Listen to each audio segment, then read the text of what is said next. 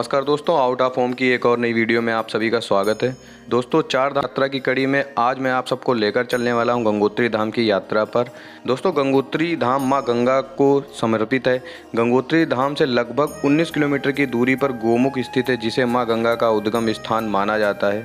दोस्तों, तो आज की इस वीडियो में मैं आप सबको गंगोत्री धाम की यात्रा की संपूर्ण जानकारी दूंगा। जैसे आप गंगोत्री धाम कैसे पहुंच सकते हैं, वहां पर रहने की क्या व्यवस्था है, वहां पर भोजन की कैसी व्यवस्था है, यात्रा में कुल कितना खर्चा लगने वाला है आप लोगों का, आप यात्रा सस्ते तरीके में कैसे कर सकते हैं, यात्रा करने का बेस्ट टाइम क्या रहेगा और यात्रा में आप किन किन डॉक्यूमेंट्स की ज़रूरत आपको पड़ने वाली है। दोस्तों, वीडियो शुरू करने से पहले अगर आप हमारे चैनल पर नए हैं तो चैनल को सब्सक्राइब जरूर कर लीजिएगा। अगर आपको वीडियोस पसंद आती हैं तो प्लीज़ लाइक और कमेंट जरूर करिएगा। तो दोस्तों, चलिए शुरू करते हैं आज की इस वीडियो को। दोस्तों, सबसे पहले हम जानेंगे आपको यात्रा पर किन किन डॉक्यूमेंट्स की ज़रूरत पड़ने वाली। दोस्तों, अगर आप चारों धाम केदारनाथ, बद्रीनाथ या गंगोत्री या यमुनोत्री किसी भी धाम की यात्रा करना चाहते हैं तो आपको एक यात्रा पास की ज़रूरत पड़ेगी, जिसे आप ऑनलाइन और ऑफलाइन दोनों तरीक़ों से बनवा सकते हैं। अगर आप ऑफलाइन यात्रा पास जनरेट करना चाहते हैं तो उसके आपके जो सेंटर्स रहेंगे वो हरिद्वार, उत्तरकाशी और गंगोत्री में देखने को मिल जाएंगे। मगर मैं आपको सजेस्ट करूँगा कि आप ऑनलाइन यात्रा पास घर से ही बनवा कर ले जाएँ, क्योंकि यात्रा में आपके काफ़ी ज़्यादा रश हो जाता है, जिसके कारण ऑफलाइन सेंटर्स पे काफ़ी ज़्यादा भीड़ हो जाती है, जिससे आपको बहुत ज़्यादा परेशानियों का सामना करना पड़ सकता है। तो दोस्तों, अगर आप यात्रा पास ऑनलाइन बनवाना चाहते हैं तो आपको स्क्रीन पर एक वेबसाइट दिख रही होगी, वहाँ से जाके आप आसानी से यात्रा पास जनरेट कर सकते हैं। इस वेबसाइट की लिंक मैं आपको वीडियो की डिस्क्रिप्शन बॉक्स में भी दे दूँगा, वहाँ से आप आसानी से यात्रा पास बनवा सकते हैं। इसके अलावा अगर आपकी उम्र 50 वर्ष है या इससे अधिक है तो आपको एक मेडिकल सर्टिफिकेट की ज़रूरत पड़ने वाली है, जिसमें आपकी ईसीजी, शुगर और बीपी की रिपोर्ट होनी चाहिए। इन दोनों डॉक्यूमेंट्स के बाद अगर आप गोमुख ट्रैक करना चाहते हैं तो जो कि 19 किलोमीटर का गंगोत्री से रहेगा, तो वहाँ पर जाने के लिए आपको फॉरेस्ट डिपार्टमेंट से एक परमिट बनवाना पड़ेगा, जिसकी कॉस्ट लगभग 150 रुपये रहती है। उसे आप बनवाए बिना आप गोमुख ट्रैक नहीं कर सकते हैं। तो दोस्तों, अगर आप गंगोत्री धाम की यात्रा पर आ रहे हैं तो इन तीनों डॉक्यूमेंट्स की आपको आवश्यकता पड़ने वाली है। और आपको मैं एक बात बता दूं, अगर आप चारों धामों में से आपके 2 धाम ऐसे हैं जो कि आपकी वहां पर पैदल यात्रा होती है, जैसे आपकी यमुनोत्री और केदारनाथ में होती है, बट 2 धाम आपके ये गंगोत्री और जो कि बद्रीनाथ है, वहां पर आपको पैदल यात्रा करना नहीं पड़ता है। आप डायरेक्ट मंदिर तक आपकी गाड़ी जा सकती है, वहाँ पर आप आसानी से कर सकते हैं। बट गंगोत्री में एक गोमुख ट्रैक है, जिसे आपको करने के लिए आपको पैदल जाना पड़ेगा 19 किलोमीटर, जो कि आप एक दिन में यात्रा आसानी से कंप्लीट कर सकते हैं। बट उसके लिए आपको परमिट चाहिए, जो कि फॉरेस्ट डिपार्टमेंट देता है आपको परमिट। तो दोस्तों, अब हम बात करेंगे कि गंगोत्री धाम कैसे पहुंचा जा सकता है। दोस्तों, गंगोत्री धाम पहुंचने के लिए आपको देहरादून, हरिद्वार या ऋषिकेश आना पड़ेगा। अगर आप बाई फ्लाइट यात्रा करना चाहते हैं तो आप देहरादून में रहेगा जोली ग्रैंड एयरपोर्ट। यहाँ से गंगोत्री की जो दूरी है वो लगभग 265 किलोमीटर की रहने वाली है। तो यहाँ से अगर आप यात्रा करना चाहते हैं तो इसके बाद आपको यहाँ से देहरादून से आपको कोई भी बस की जो सुविधा है वो उपलब्ध नहीं होगी। यहाँ से आप शेयरिंग टैक्सी के द्वारा यात्रा कर सकते हैं, जिसका किराया लगभग 500 रुपये, 400 रुपये से लेकर 500 रुपये तक रहने वाला है। तो आप शेयरिंग टैक्सी के द्वारा या अपनी पर्सनल व्हीकल से या फिर आप पर्सनल टैक्सी से आप यहाँ से गंगोत्री धाम की यात्रा कर सकते हैं।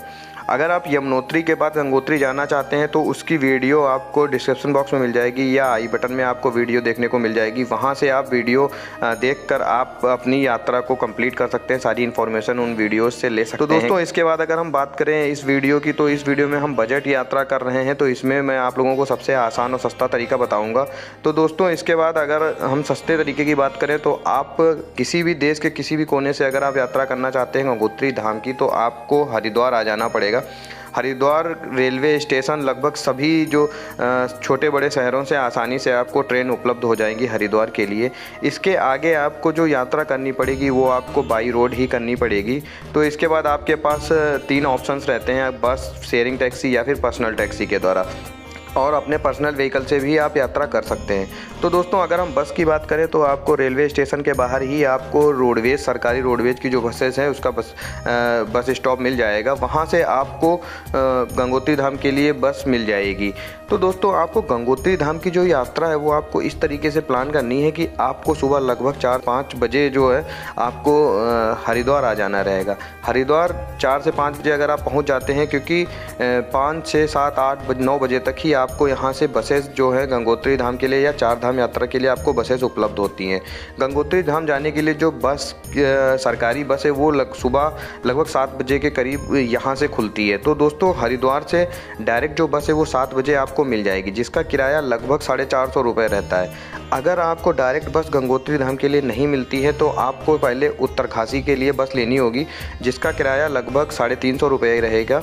और जो हरिद्वार के इसके बाद अगर हम बात करें शेयरिंग टैक्सी की, तो आपको हरिद्वार से ही शेयरिंग टैक्सी मिल जाएंगी। वो आपको 9 बजे के बाद भी उपलब्ध हो जाती हैं लगभग, और वहाँ से आप आसानी से गंगोत्री धाम जा सकते हैं, जिसका किराया आपका लगभग 500 से 600 रुपये के बीच में रहता है। वो आपका सीज़न पे भी डिपेंड करता है, वहाँ पर कितनी ज़्यादा भीड़ रहती है, किस सीज़न में आप जा रहे हैं। तो शेयरिंग टैक्सी का जो किराया है वो सीज़न पे भी डिपेंड करता है। तो दोस्तों इसके बाद अगर आप पर्सनल व्हीकल से जाना चाहते हैं तो आपको एक बात ध्यान रखनी है कि उत्तरकाशी के बाद आपका कोई भी पेट्रोल पंप नहीं है। तो आप अगर पर्सनल व्हीकल कार से जा रहे हैं या फिर बाइक से जा रहे हैं तो आप अपना जो टैंक है वो हरिद्वार या उत्तरकाशी में ही फुल करवा लें, जिससे आपको कोई भी आगे परेशानी ना हो। इसके बाद अगर हम बात करें, आप ऋषिकेश से भी जा सकते हैं। तो अगर आप ऋषिकेश से, देहरादून से ऋषिकेश आते हैं तो आपको जो बस मिलेगी वो 8 बजे बस मिलेगी, डायरेक्ट बस रहेगी, और यहाँ से भी आप आसानी से गंगोत्री धाम पहुँचा जा सकता है। इसके बाद अगर हम बात करें वहाँ पर रहने की क्या व्यवस्था है दोस्तों, तो दोस्तों वहाँ पर रुकने के लिए आपको GMVM के होटल्स मिल जाएंगे। तो वहाँ रुकने के लिए आपको GMVM के गेस्ट हाउस मिल जाएंगे, जो कि गरवाड़ मंडल विकास योजना के सरकारी जो होटल्स हैं वो वहाँ पे आपको समिति के मिल जाएंगे, जिसमें आपका डोरमेट्री और रूम्स की सुविधा रहती है। डोरमेट्री लगभग आपको 300 से 400 के बीच में मिल जाती है, और जो रूम्स रहेंगे वो 500 से 1500 रुपये तक के आपके रूम्स रहते हैं। सभी तरीके के रूम्स वहाँ पर मिल जाते हैं। और जो गंगोत्री धाम में रूम्स हैं वो भी आपको लगभग 500 से 1500 रुपये के बीच में आपको आसानी से उपलब्ध हो जाएंगे। वो सीज़न पे डिपेंड करता है कि वहाँ पे जो रेट है वो ऊपर नीचे होता रहता है। तो अगर आप ऑफ सीज़न में जा रहे हैं तो आपको रूम्स वहाँ पे बहुत आसानी से अवेलेबल हो जाएंगे, और लगभग 500 रुपये में आपको वहाँ पे रूम आसानी से देखने को मिल जाएगा।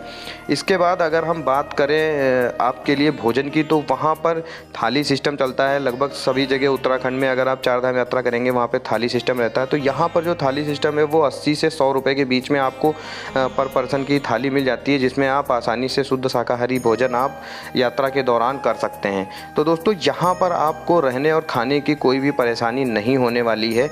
इसके बाद अगर हम बात करें, आप उत्तरकाशी में भी रुक सकते हैं। वहाँ पर भी काफ़ी ज़्यादा होटल्स आपको बेस्ट प्राइस में भी मिल जाते हैं आपको, और रहने की भी वहाँ पे भी कोई भी परेशानी आपको नहीं होगी। की बात करें दोस्तों, तो मंदिर के जो कपाट खुलते हैं वो मॉर्निंग में सुबह 6:15 से लेकर 2 बजे तक दोपहर में खुले रहते हैं, और इसके बाद आप दोपहर में 3 बजे से 9:30 बजे के बीच में आप माता रानी के दर्शन कर सकते हैं, माँ गंगे के दर्शन कर सकते हैं। तो दोस्तों दर्शन करने के बाद आप यहाँ पर कहाँ जा सकते हैं, तो दोस्तों सबसे पहले आप गोमुख ट्रैक कर सकते हैं यहाँ पर जाने के लिए, ठीक है। और आप यहाँ पर एक केदार ताल के नाम से, तो वहाँ पर भी आप जा सकते हैं। पांडव गुफा है जहाँ पे पांडव ने रुककर तपस्या की थी, वहाँ पर जा सकते हैं। भागीरथ ने जो वहाँ पे तपस्या की थी माँ गंगे को उतारने के लिए, तो उनकी भी वहाँ पर आपका मंदिर बना हुआ है, उसके आप दर्शन कर सकते हैं। तो दोस्तों अब हम जानेंगे कि अगर आप गंगोत्री धाम की यात्रा पर आ रहे हैं तो आपको कितना समय लगने वाला है इस यात्रा पे। तो दोस्तों आप अगर हरिद्वार से, मैं इसको इनिशियल और फाइनल पॉइंट लेके चलता हूँ, तो अगर आप हरिद्वार से यात्रा कर रहे हैं तो आपको हरिद्वार से गंगोत्री तक जाने के लिए 1 दिन लग जाएगा। लगभग 7 से 8 घंटे लगते हैं। आप आसानी से सुबह 7 बजे अगर निकलेंगे तो शाम को आप गंगोत्री धाम पहुँच जाएंगे। 1 दिन जाने में और 1 दिन गंगोत्री धाम से आने में आपको लगेगा, और 1 दिन आप वहाँ पर रुक कर आप आसानी से माता के दर्शन करेंगे। तो आपको इस ट्रिप में टोटल 3 दिन लगने वाले हैं। इन 3 दिनों में आपका कितना बजट रहने वाला है, खाने का, रूम का, वो सारी चीज़ें अगर हम बात करें तो आपको बस का जो किराया रहेगा वो लगभग 450 रुपये रहता है हरिद्वार से सरकारी बस का आपका गंगोत्री धाम तक के लिए। तो आप अगर आने जाने का किराया आपका 900 रुपये हो जाएगा। फिर अगर हम वहाँ पे होटल्स की बात करें तो आपको 500 रुपये में आसानी से ऑफ सीज़न में होटल देखने को मिल जाएगा, वहाँ पर आसानी से आप रुक सकते हैं।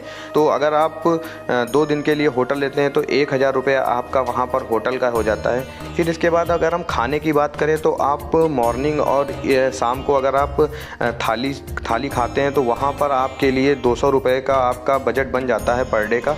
तो अगर आप 3 दिन वहाँ पे रहते हैं तो 600 रुपये आपका फूड पे स्पेंड हो जाएगा। तो टोटल अगर हम बात करें तो इसमें लगभग आपका 1000 रुपये आपका रूम का, 900 रुपये आपका यहाँ पर बस का किराया रहेगा, तो 1900 रुपये हो जाते हैं आपके। फिर अगर आप 600 रुपये फूड पर स्पेंड करते हैं तो आपका यहाँ पर 2500 रुपये हो जाता है। फिर इसके बाद अगर आप थोड़ा बहुत और भी खर्चा करते हैं तो लगभग 2500 से 3000 रुपये के बीच में आपको गंगोत्री धाम की जो ट्रिप है वो कंप्लीट हो जाएगी।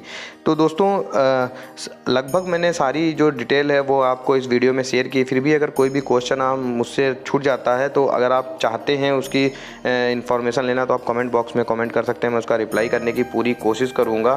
तो इस तरीके से आप आसानी से यात्रा कर सकते हैं। और अगर आपने अभी यमुनोत्री धाम की यात्रा और केदारनाथ बद्रीनाथ की वीडियो नहीं देखी है तो आप जाकर उसको देखिएगा, आपको जो डिस्क्रिप्शन बॉक्स में उसका लिंक मिल जाएगा आसानी से, तो आप वहां से जाके चेकआउट कर सकते हैं। और अगर आपको वीडियो अच्छी लगती है तो प्लीज़ वीडियो को लाइक करें, कमेंट करें और इसी तरीके से अपना सपोर्ट बनाए रखें।